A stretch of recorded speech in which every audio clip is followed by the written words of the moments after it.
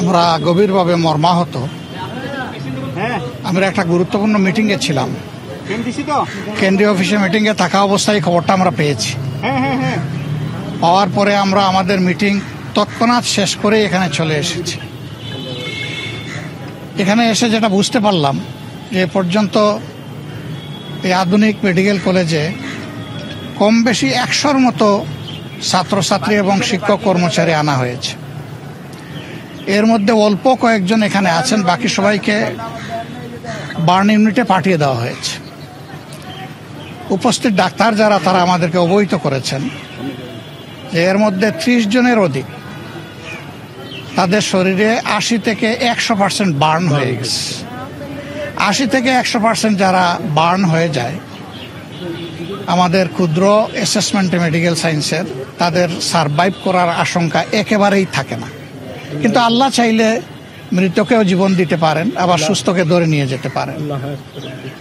বাকি যারা আছে তারা বলছেন যে হয়তো উপযুক্ত চিকিৎসা পেলে তারা সারভাইভ করবে। আমরা প্রথমত আল্লাহর দরবারে দোয়া করছি যে আমাদের একটা ছেলে মেয়েও যেন এই অবস্থায় দুনিয়া থেকে বিদায় না নেয়, আল্লাহ যেন সবাইকে হায়াত ফিরিয়ে দেন। আর পরিবারগুলো এখনো জানে না তাদের কলিজার টুকরা কে কোথায় কিভাবে আছে, তাদের এই উদ্বেগটা যেন আল্লাহ দূর করে দেন। চিকিৎসা সেবায় যারা নিয়োজিত আছেন আমরা বলে এসেছি, বার্ন ইউনিটে ইনশাল্লাহ আমরা যাব, তারা যেন তাদের সর্বোচ্চটা দিয়ে তারা চেষ্টা করেন। আমাদের সহকর্মীদেরকে ইতিমধ্যেই আমরা আহ্বান জানিয়েছি, রক্ত লাগে রক্ত দিবে, ঔষধ লাগে ঔষধ দিবে, টাকা লাগে টাকা দেবে, এবং যত ধরনের সহযোগিতা আছে সব দিয়ে যেন এই মানুষগুলার, বিপদগ্রস্ত মানুষগুলার পাশে আমরা দাঁড়াতে পারি। আমরা দেশবাসীকেও আহ্বান জানাবো যে প্রথমত তাদের জন্য সবাই যেন দোয়া করে, আল্লাহ যেন তাদেরকে সুস্থ করে দেন। দ্বিতীয়ত যার যেখানে যেটুকু করার আছে, সরকার এবং দেশবাসী সবাই যেন আমরা সর্বোচ্চটা করতে পারি। তৃতীয় আমাদের অনুরোধ থাকবে যে এই ধরনের সেন্সিটিভ জোনে যেন ভবিষ্যতে আর এই ধরনের ট্রেনিং দেওয়া না হয়। কারণ ট্রেনিং লার্নার যে প্লেন, এগুলার এইটাই কিন্তু প্রথম অ্যাক্সিডেন্ট না।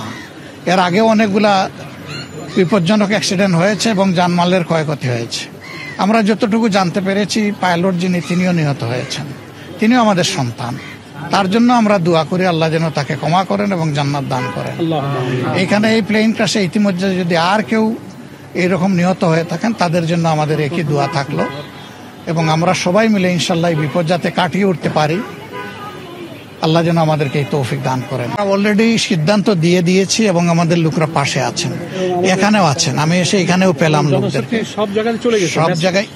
সব জায়গায় আছেন, সব জায়গায় থাকবেন ইনশাল্লাহ।